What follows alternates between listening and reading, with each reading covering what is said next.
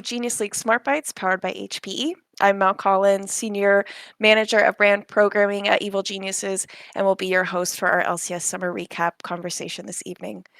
Today, we are going to revisit the LCS Summer Split's defining moments, triumphs, and challenges in this panel. So, delve into the highlights and surprises with us that shaped the season, from thrilling comebacks to innovative strategies.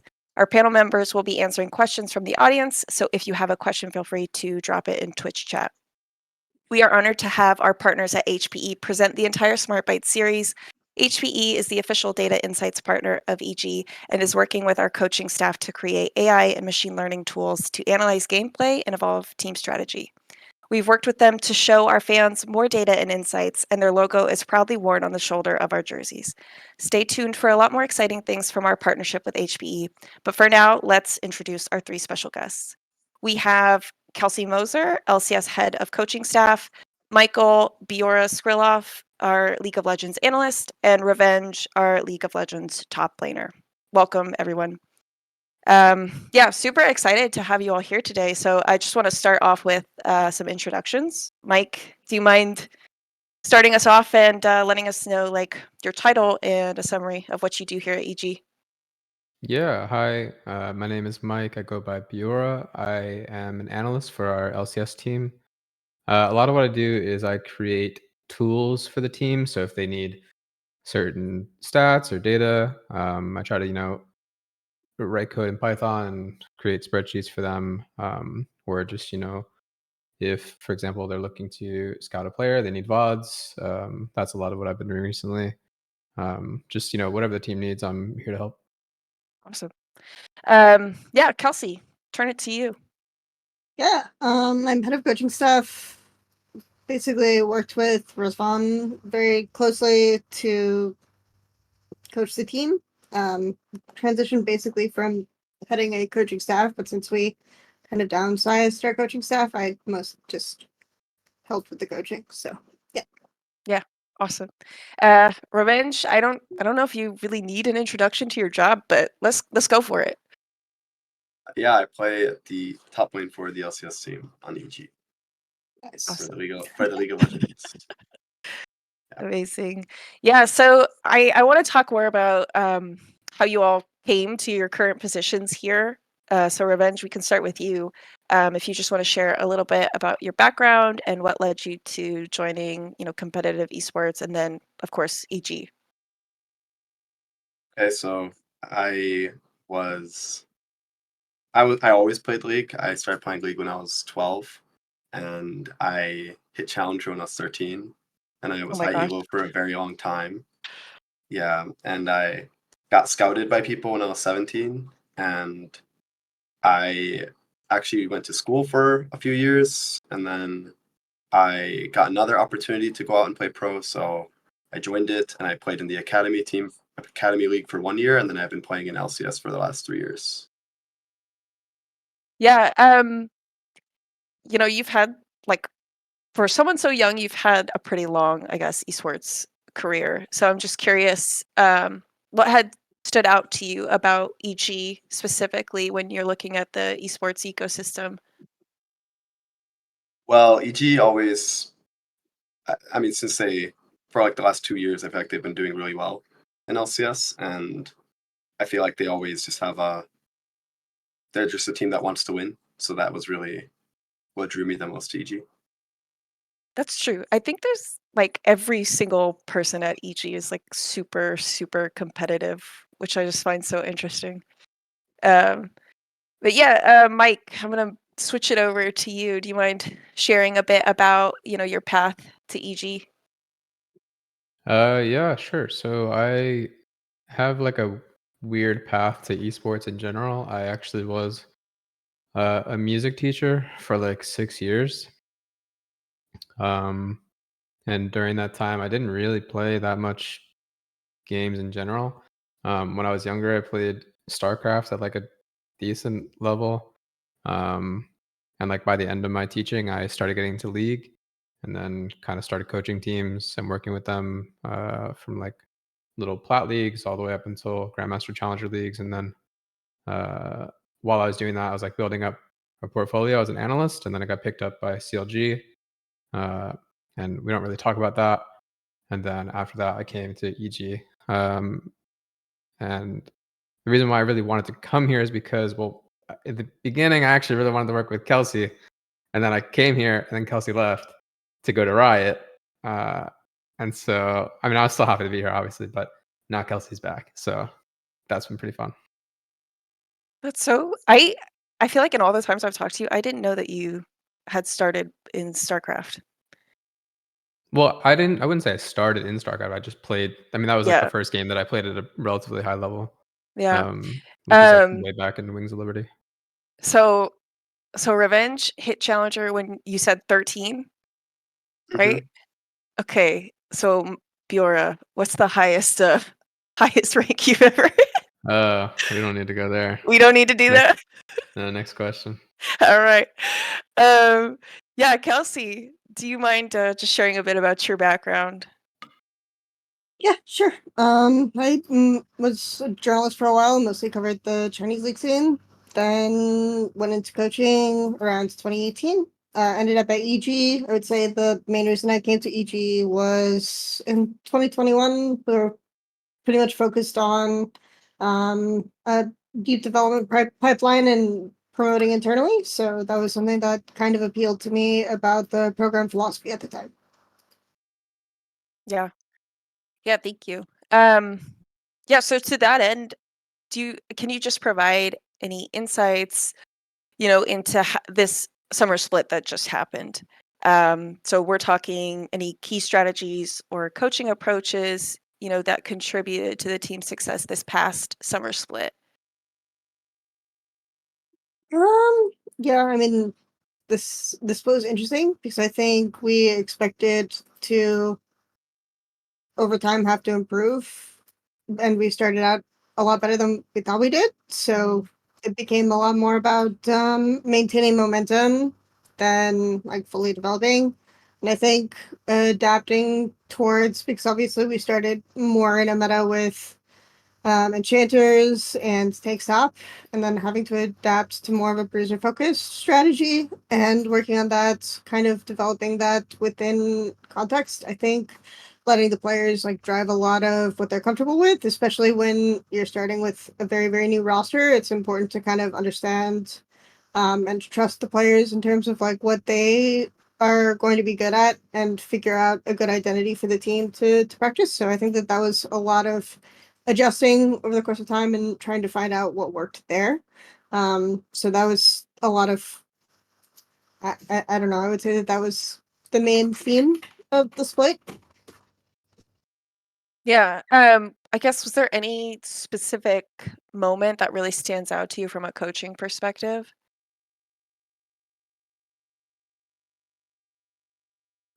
I mean, it's a little vague as a question, but I'd say that I like learned a lot from the players, the team itself. I think um, a lot of good conversations with the team as a group.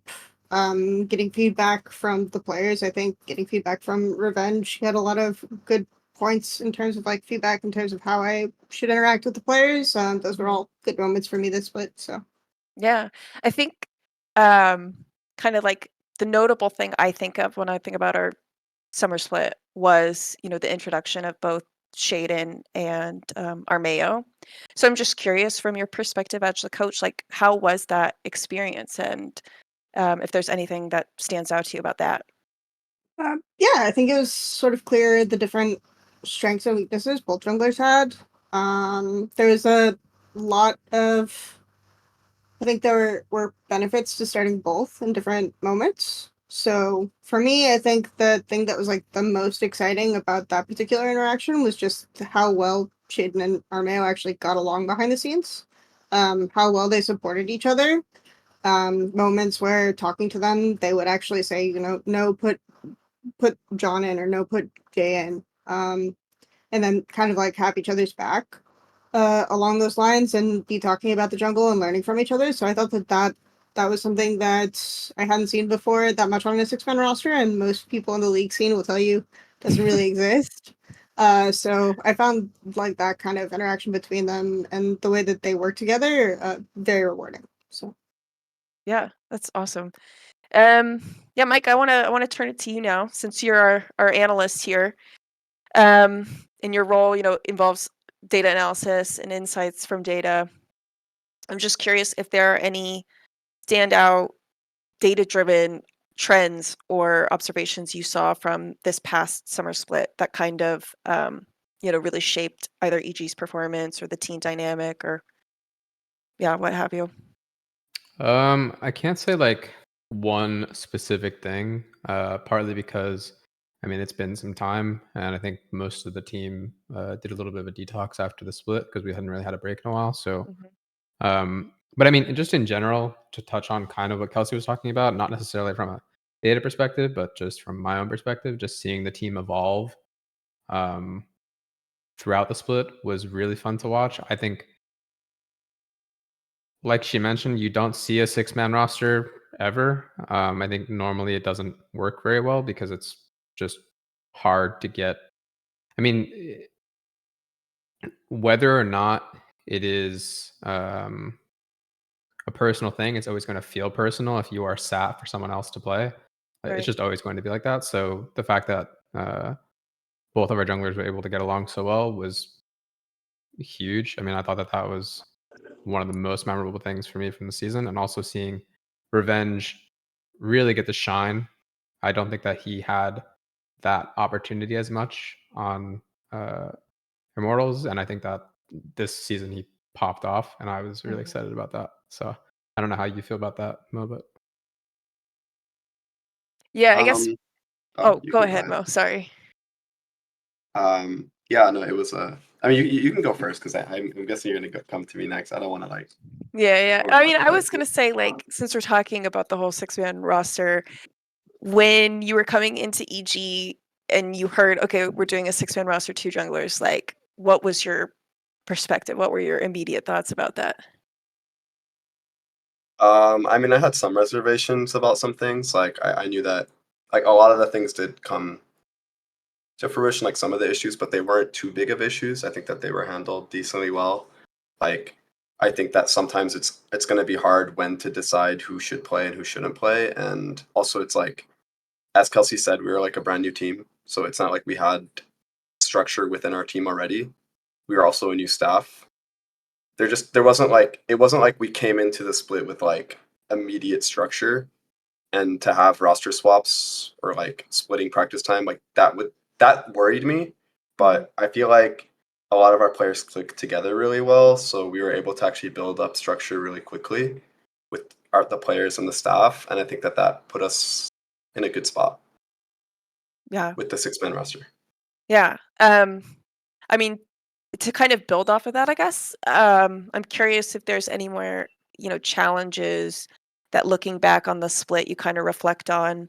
Um, anything you can say about like how you stay motivated or how you adapted, overcame an obstacle, if there's anything that stands out to you in that area. Well, this was definitely record-wise the best split I've had in my career. So it was kind of different obstacles I was facing throughout the split because we were winning a lot. It was Mhm. more like staying how to stay on top and how to kind of stay how to keep like improving. Because when you win or when you're just losing, it's more like, okay, I have to focus on myself and not let the outside factors like affect me as much. And then when you're winning a lot, it's also kind of the same thing, but you have to just be way more critical because you have to the problems are not always like shining or glaring as much, so you have to kind of figure out, you have to be like a step ahead, and I think that that was something that was like a good experience for me to experience the split. Yeah. Yeah.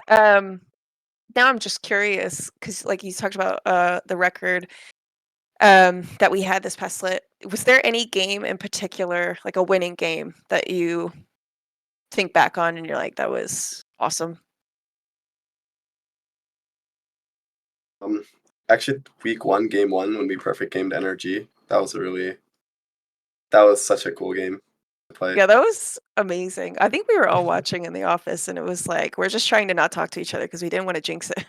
So we're all just like looking away from the screen, like not talking. Yeah, I mean, if you and think about it, that means that we're the LCS champions, right? Yeah, Like, just if you think about it, like, period.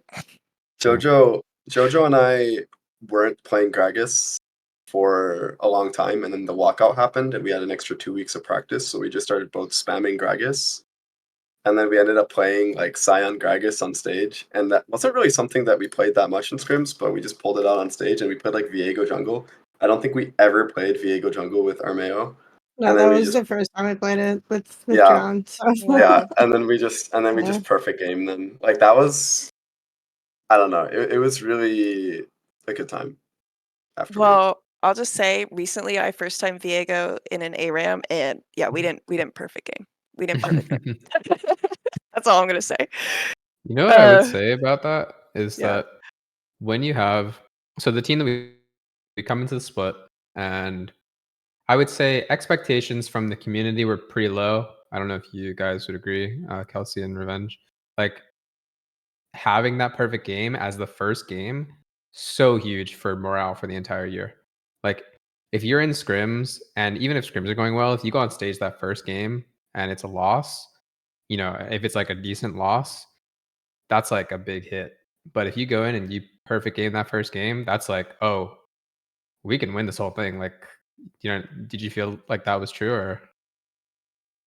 Yeah, I mean, well, we already had felt like because of how well scrims were going before the split began.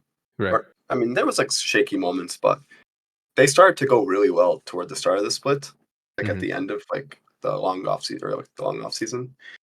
And we felt like okay, we're actually like a good team. Like we're actually pretty good.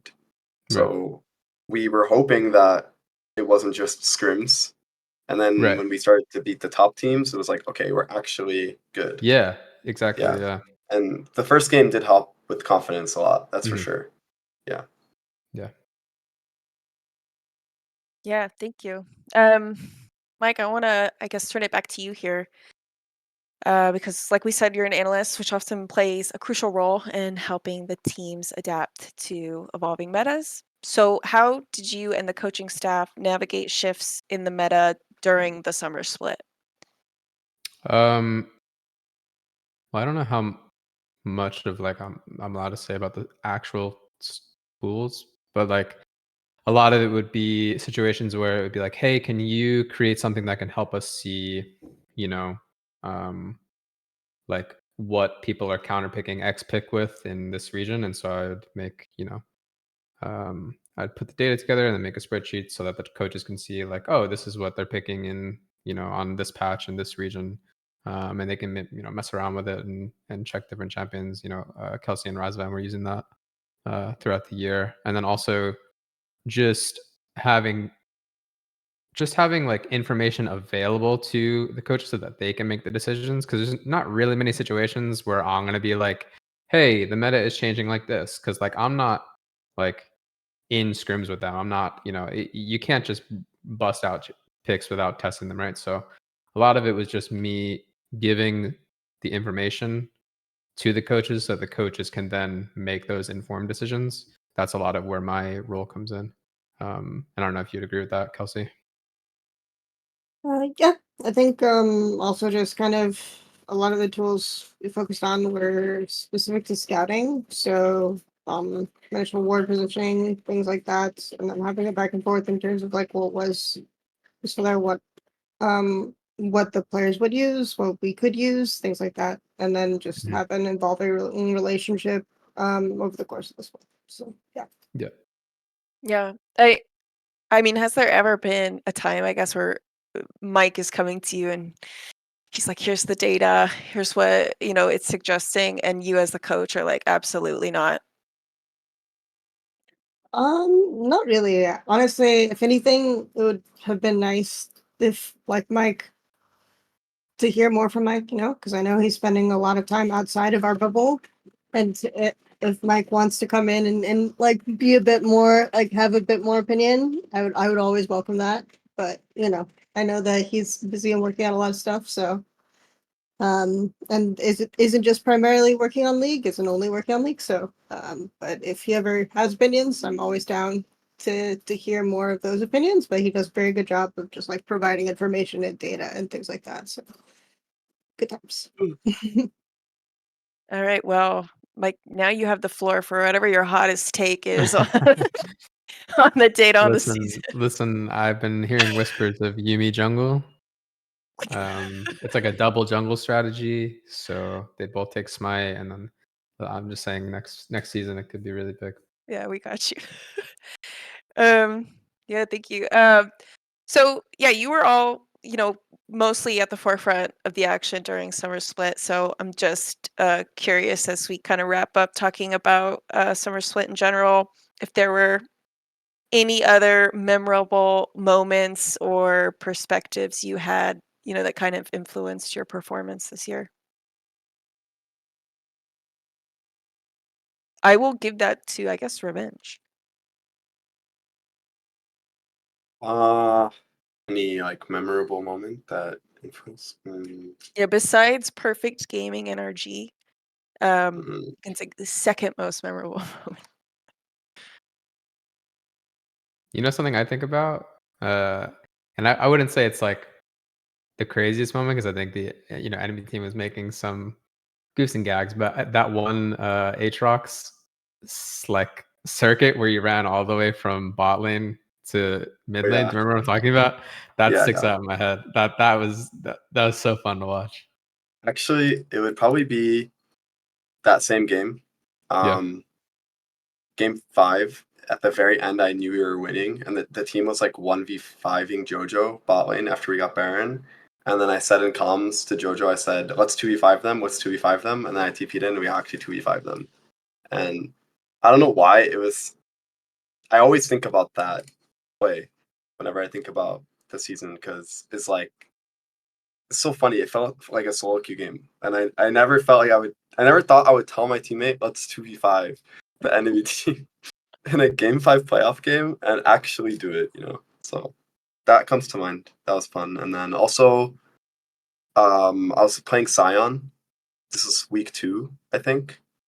And I think Jojo was playing Ari versus Ziri. He was against Quid. I think it was Quid's like first Yeah, game in it was NA. 100 this game. Yeah. And I TP'd mid at level 6 and we dove mid. And then in that game, Jojo said level 1, he's like, I won lane. And he actually won lane at level 1. And that was a very memorable game because I was playing Sion against Cassante and it was very hard.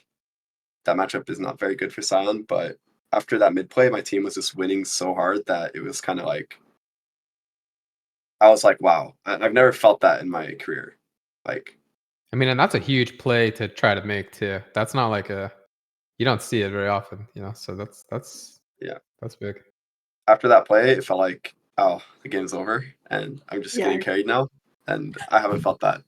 I haven't felt that in my career before. So that was the first time I was like, whoa, my team's actually pretty good. And I can like make a play like that and we just win. So I remember that was the game where Jojo was so fed that he like dashed into the enemy base and then had to flash out, and it didn't even matter because the game was just over. Yeah, I remember his comms. Oh shit. My bad, guys. Yeah. So I guess my takeaway here is that playing competitively with Jojo Pune is the same as solo queue. That's the that's the takeaway. Sometimes. Yeah. Nobody's asking me because I'm the moderator, but my standout, it's not really a memory, it's more just like a general vibe, was Razvan's outfits on stage were top True. tier. Chef's True. kiss. Shout out to Razvan. Where is Razvan? Why don't we have a 5th panel here? Yeah. One more window off to the side. Yeah. He can take my panel. I'll just be a voice in the Alright, you background. leave, you drop the call. Yeah, and we'll get him in here. Razvan's not typing in chat. Mistake. Cringe, but whatever. Kelsey, I want to ask you the same question before we kind of wrap up talking about Summer Split. Anything else that really stands out to you about, the season? Well, I think it was just kind of the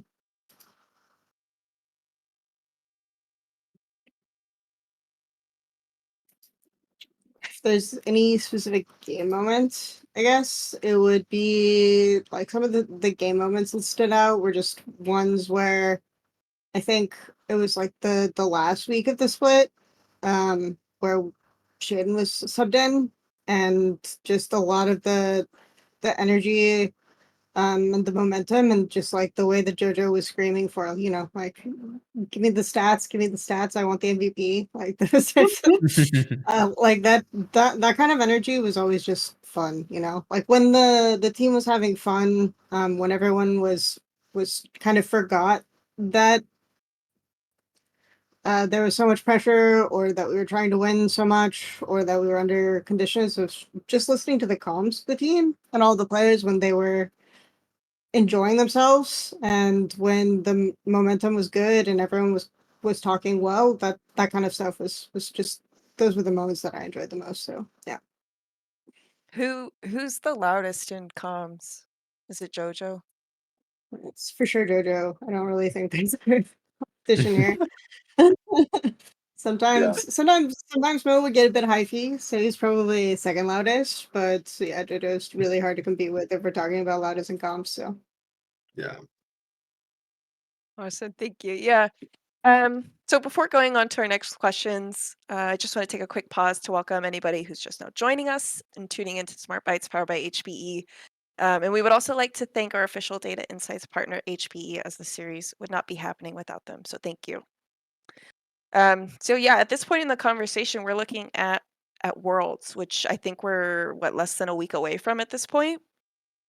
Yeah, so looking at the World Championship, what trends or shifts in the gameplay do you anticipate seeing on the international stage? And I think Revenge, you're getting close to a boot camp in Korea or Yeah. yeah. So I want to turn that question to you then. What are you noticing about the meta for this next patch, and what do you think it will do for teams? I do think that, well, we should see a lot of carries top actually being played, like bruisers and carries. I think that's it's not going to be like a full tank meta for top lane. I don't know. I think the meta is so open right now. I expect teams to have a lot of different styles they can play. Um, I'm really curious if NA teams especially are going to go in with a lot of different styles, or try to just try to play like one style and work with that, which is usually what we've done in the previous years at Worlds, and it's not really gone so well. But yeah, we'll see. I do think the meta allows for a lot of different variety to be played right now, especially mid lane. Oh, interesting. So, who would you be insta-locking then? I know you said it's pretty open, but I'm just curious who is like your Ooh, instalking. I mean, that's a tricky question in comp because it depends on a with no lot, but context. With no context, you're just insta-locking this champion. uh, probably still Renekton or Cassante. I think they're still really, those are like S tier binds probably right now. Still. But if I was like counter picking someone, if I had like a good matchup for Yone, I think Yone is like super broken right now. Oh, I'm Um, like a big Yone fan. I will probably get flamed for this. I got really tired of watching Cassante towards the end of Summer Split. So I'm a little sad to hear that like he's still that good, but I will survive. Um, yeah, so Mike, as our data analyst, what are you thinking in terms of, the trends you see going into World's Championship? I think one of the things that we didn't really see a lot of at the end of most of the summer splits that was popping up, but was like just kind of getting there was Belveth. I think that's going to be a big pick oh, coming into Worlds. I think that I don't know if you guys think I don't know what you guys think, Revenge and Kelsey, but I think that that's going to be like a close to pick or ban as far as jungle carries go.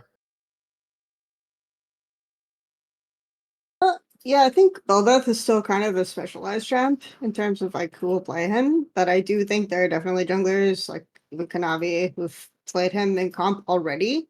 Right. And I think that can easily sort of stir things up. like when everyone's been boot camping and scrimming against each other during this time. So you'll see a bit of an echo chamber of like what teams are starting to play. Mhm. Like there'll always be pockets of scrims coming out where you can kind of tell at the start of the world championship, like who's been scrimming who, 100%. based Yeah, on I even remember that just from cameras. when we were there last year. Yeah, I think speaking like if we're talking about carry jungles that will be picked, probably the most significant ones, probably Lee Sin. Just the early sustain on W is Mhm. pretty big. So I think we'll see a lot more Lee Sin, and especially in the jungle for the Right. sustain elements. And yeah, top lane is still gonna be, I think, pretty much the same shit. Maybe some more GP play. I think GP was already kind of being picked as an answer to Jax, for example. So GP to get buffed and Worlds, you gotta play Lee Sin and GP at Worlds. It's just kind of necessary at the time. So we'll see how that goes.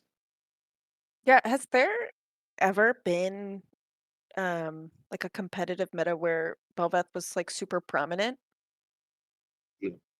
Yeah, No, I don't think so, right? No, which is and why it's pretty exciting she Yeah. was to I just mean, released last year, but yeah, mhm. so it's not like it's been a huge time since she's been released and no one's picked her, but yeah, there hasn't really been one. I think that the champions kit is just so strange. It's like It is. It's very Yeah. awkward, I feel. But she did glass just cannon get all in, which is so yeah, weird. So and yeah. hope you can pick up your lavender or whatever it's called. But she did just get a beautiful skin, so I guess I'm kind of excited about that. She finally got a good skin, so yay for Bubba. You think anyone's Uh, gonna play? What do you think about Callisto Pryo? You think it's gonna be up there or no? Hmm. I think so. Yeah. Yeah. I think Gumayushi's playing in solo queue, Yeah, so I'm that's not why I sure. was bringing it up. I saw like him and I think I don't remember who else it was. There's like 2 players that I saw playing it. I just think But the it's items like one of those things that's like still kind of it suck can for be kind her, of fake. Yeah. but I think the items still kind of suck for her. Like she's too squishy, not enough sustain, but she'll probably get some play. The reason why I ask is because like if she doesn't join the meta, then it feels like it's just gonna be very similar bot lane meta, which I mean whatever. But yeah. Yeah. So like we said, Revenge, you're going to Korea pretty soon. When you think about like the international travel and all that it takes to compete, what are some, tips or strategies that you think are essential when you're, competing internationally like that? What would you suggest for, the teams? Well, I don't know what I would suggest for teams, but I think so I've not competed internationally before, so I would just Mm, like my input's not that useful. But I would say that for an individual, just taking care of your health, like not losing your mind playing some solo queue. I think that's like super important actually. Because oftentimes I'll like when I boot camped in Korea, like I've been going every off season for like the last 2 years, and I'll like play like 28 games a day sometimes, and it's just like multiple days in a pain. row, and it's just like mentally deteriorating, and I feel like it affects me negatively. But it's like hard to break out of that like grind when I'm there. So I think like just taking care of your health, still doing some workouts if you can, eating, make sure you're eating the right amount of food, drinking the right amount of water. Like it's like kind of a lot of times when you go to especially Korea, it's like such a like playing solo queue there is so fun, and you're there for like a limited amount of time, so you want to like squeeze in as many games as you can, and you kind of like forget or you place less priority on like yourself and your health. And I would recommend not doing that, especially if you're there for Worlds. Yeah. do you take notes when you play like game per game, like what you felt like you did well and what you did poorly and what you can improve on? Do you take notes like that or no? I don't take it game per game, but a lot of times I definitely when the meta's still developing, I write down my matchups, and a lot of Right. times I do it mentally as well. Whereas like I if I feel like I'm playing a matchup multiple times, and this is Mhm. like especially the case in like preseason, Right. when the meta is not really defined yet. If I'm playing a matchup multiple times where I feel like, okay, I could definitely see myself playing this matchup in pro play, I write notes about it. Yeah, that makes sense. Well, just because you mentioned like eating and hydration, I'm gonna ask you, do you have a favorite Korean food? Oh, Now, this galbijim. is like, wait, what is it? Galbi, like galbijim meat. Oh, Usually served with like rice cake and stuff. It's so good. well, yikes. I'm a vegetarian, so I don't know what that is, but sounds great. It's very good. Um, yeah, I mean, Kelsey, I want to ask you kind of the same question. We got away from it, so I'll repeat it. But yeah, are there any like strategies that you think are essential for the team or either the player, for their success going into Worlds? Yeah, again, I haven't personally competed internationally, but I've talked to a lot of teams, coaches that have.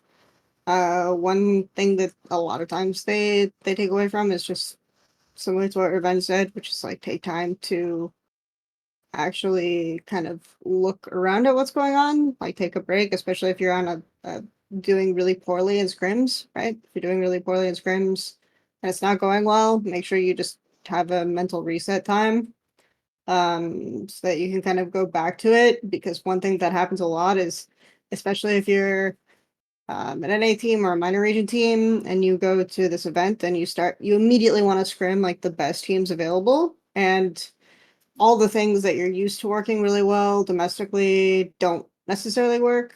So in those situations, a lot of times it's really easy to start questioning like if you're even good at those things anymore, or then you start doing really wild strategies like, oh, if we can't play this way, then maybe we should play completely different champions, and then that doesn't work either. And so those are like kind of the situations that people bring up in terms of like teams experiencing crisis of conscious, like losing morale, things like that. So from that perspective, I would say like probably the advice or the main thing that people tell me that they've learned from those experiences is kind of just like I'll keep focusing on perfecting like what you know you're good at, and keep focusing on trying to make small changes, and you'll have a better shot doing that than I'm kind of going down the rabbit hole of nothing's working. We have to make drastic changes. Right. So yeah, I mean that's probably the thing that stood out to me from listening to other people the most. But either way, best of luck to all of them. I obviously couldn't do a better job, or we'd be going there. So best of luck to them. Well, that's very nice. But now we're gonna go into who you think is actually going to compete well at Worlds. So, um, Kelsey, I'll let you take that one away. But are there any, specific teams or regions that you are looking at as particularly strong contenders this year? Yeah, I mean I always watch a lot of LPL, so Mhm. JDG is the really obvious answer that everyone's gonna bring up. Um, very strong, like especially if carry jungles are strong. Kanavi is Yeah. extremely skilled in those roles. They basically just have really good players in almost every role, and they can play a very flexible style.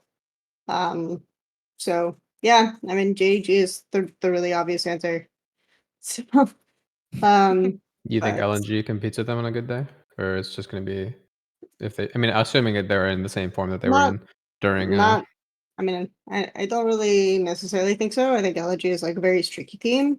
Mhm. Um, and I think the meta will favor JDG more. So Do it's funny I say this and Worlds was just in North America, but do you kind of believe any of the like home turf advantage hype when it comes to like Worlds being in Korea this year, I guess? Mm, there's an element to it. I think if you look at it, there hasn't really been a correlation with like what teams are winning and home advantage per se in the past, but I mean that is in part because a lot of the time Korea just won for so many years. So yeah, I think that there's not a lot to say. I think the last time World was in Korea, Korea won. but that was a long time ago. So, oh no, actually, IG won, right? Because that was 2018. Mhm. 2018 Yeah. or So- 20? Yeah, it was 2018. So IG actually won that year. So no, the last time Worlds was in Korea, IG did not win, or Korea did not win. So it was 2018. Well, also. But it's only been in Korea twice. So they won the first time. So That's you such could a say. surprising stat that Worlds has only been in Korea twice. I would not have expected that.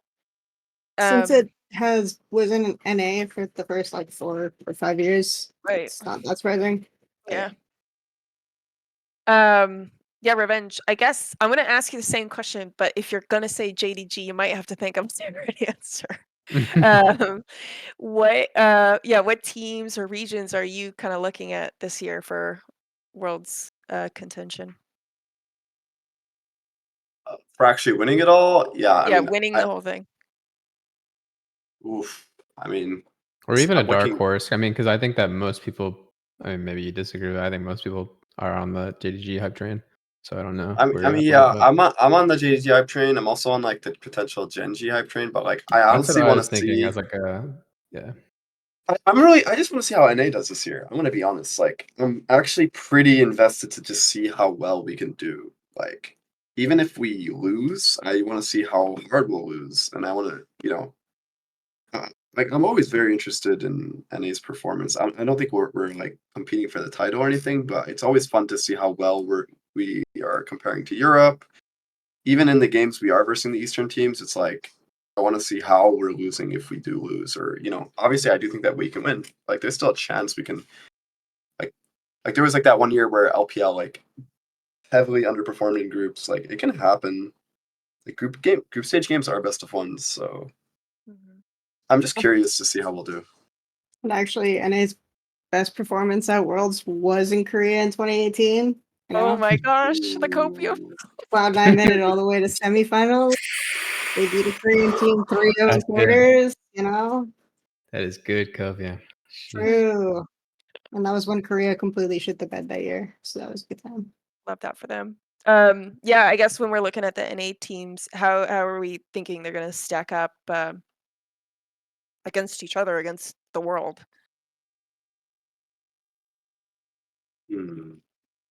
I think that C9 will come in at a pretty solid level. I think NRG and GG both have potential, but whether or not they'll realize that potential, kind of coin flip, just based on the season. That's my personal opinion. But I think NRG, if they do what they do best, which is giant slaying, they could do some damage for sure. Yeah, I'm pretty curious to see how Energy does. Yeah, me too. Honestly, Or we're just ignoring TL. Yeah. TL is I don't know. I have no idea how TL will do. I'm actually I don't know. Like I said, I'm actually very curious how all the teams will do, to be completely honest. Yeah. And then I think the BDS Golden Guardians matchup is really interesting to me because I think both of them play a very sort of patient macro style where they would rather not fight neutrals unless they have first setup. So that could be a potentially really long or stalled out game. But I think BDS Golden Guardians will be really, really interesting because I think the teams have similar reputations domestically. Who do you think's gonna win? Do you have a favorite? Honestly, no, not really. It's hard for me to say. I think they're kind of similar. So yeah, I'm kind of the same, but I'm just going for GG because Nick Smith. So that's where I'm at with that. Revenge, what are you thinking? BDS versus GG. I'm gonna say GG. I don't think EU is that good. Speak on it. I really don't. I think it's just the G2 show over there. Everyone else is really, really not that good. Yeah. I think someone asked in chat, by the way, Revenge, what baked goods do you have behind you? Well, right there is my chicken fried rice I was eating. And then Beautiful. behind me is some Arab sweets from my brother had a wedding like a week ago. Oh my gosh. Congratulations. Congrats. Yeah. Thank you. Flowers. Yeah. Awesome. Yeah. So I guess I want to take us back to the NA versus EU conversation. We have an NA versus EU play-in match on October 8th. Which is generating a lot of excitement, obviously, with North American fans. So what are your expectations of this matchup, you think? Or is that the BDSGG? Oh, that's the one that we just talked That about. is Yeah, Yeah, that the was the one Newcomers we were just talking Alright. about. Yeah. Well, okay, don't run that back then. Let's instead I do want to talk about the Swiss system, right? Because this is going to be our first Worlds on a different tournament system, if I'm not mistaken. So do y'all have any thoughts, Kelsey, maybe about this kind of Swiss system tournament? And Swiss is really fun. We've been doing it in amateur for ages. So it's like pretty fun to watch. I would say it's especially nice if there's second chances, you're not completely screwed after losing a couple rounds. So I think it'll be pretty fun because I think it also has a tendency to increase the likelihood of more seeing more matches with top teams playing against top teams. It's very much more likely with the Swiss format, which I think people will want to see. And of course, you're more likely to see the lower tier teams play against each other. So if you think EU and NA are at a similar level, you have a higher chance of seeing EU versus NA games, which I think a lot of um, primarily English speaking fans will be interested in. So I hope that the format change is a big success. I think a lot of people would rather see this than the like really confined, isolated groups. So looking forward to it. Obviously, no definitive opinion until I see it the first time, but it should be a good change. I'm a big Yeah, fan of it, actually. I think that personally, I really enjoy like lower seed versus lower seed games. I think maybe more than the common person. Uh, I just love them. I think that it reminds me a lot of like when you're just getting into esports for a lot of people, you come through, right? Most of the time you come through like, amateur systems, and you come through systems where it's lower tier teams playing versus lower tier teams. And it just reminds me of like the growth that you can see from those matches. And then you look at like, the JDG versus Genji kind of match where it's just like two titans battling it out. And I like both of them. As long as the match is like close in skill, really fun to watch for me. So I'm excited for that. But I think the prep is probably going to be hell for whoever has to prep for those teams. So yeah, Revenge. I don't know if you have any thoughts also about the new tournament structure. Honestly, I'm not really sure. I never really like look into that stuff too much or care for it. He's like, I'm just playing the game, okay? I just as long as it's I don't know. I feel like I usually pay attention to it when the event's going on, and then like something like messed up happens to like one of the teams because of the seeding, and then I'm like, oh man, maybe this format does suck. But I never really like look into it that much before the event starts. Generally, Yeah, I'm so interested to, I don't know, to see how this format kind of changes the feel of Worlds. It's just unfortunate that the time zone difference is like so brutal. I would love to watch all of it. I don't know if I will. Yeah, so I just want to kind of end our conversation about Worlds today. I just want to ask, like, we talked about NA, we talked about EU, LPL. Are there any minor region teams that you kind of go hard for? no. Brutal. Brutal. I really Uh, don't care at all. I mean, last year when I was working on production, I actually did a lot of research on the minor region teams, watched a ton of their VODs, and gave a lot of notes to the casting team. So it is kind of fun to hear like some of their trivia, some of the background knowledge. You know, like there's always some good notes, and there's like a really good in-depth piece on Tinones that has been published by Brazilian media. If people are interested in Tinones, you know, good times.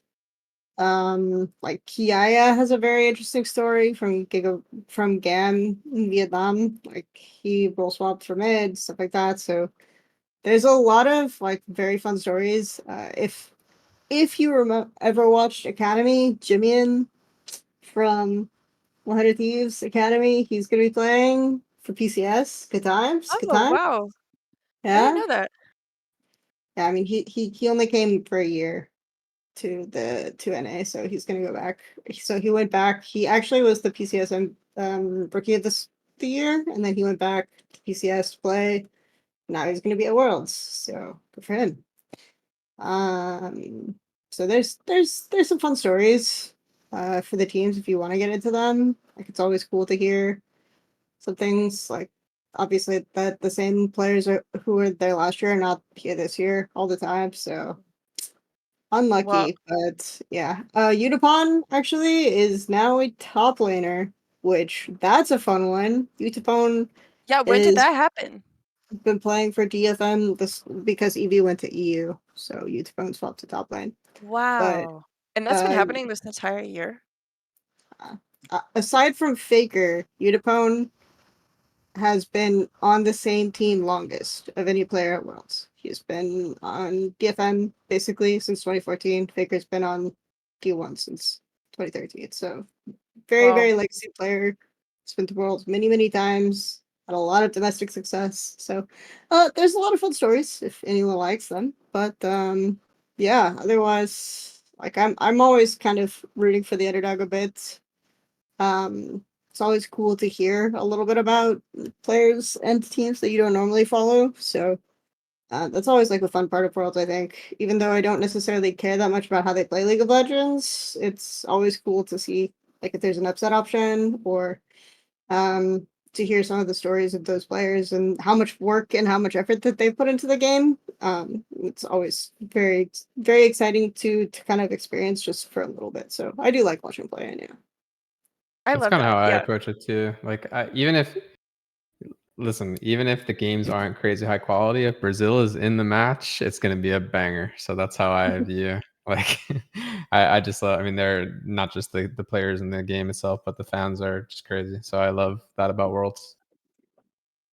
Yeah. I mean, I won't lie, my question was kind of a bait because there was a correct answer in my mind and it's DFM. So yeah, well, thank you for joining us. I think we're going to wrap it up here for the evening. But yeah, thanks for joining Genius League Smart Bytes powered by HPE. We had Kelsey, Mike, and Revenge on the panel today, and we hope you enjoyed the conversation. We will be back with another Smart Bytes panel next Thursday, October 12th, with a conversation with our data scientists and our data interns. So before we close out this panel, thanks again to HPE for helping us bring this all to life, and we look forward to everyone joining us on our next panel. Have a great night. Thank you so much for having us.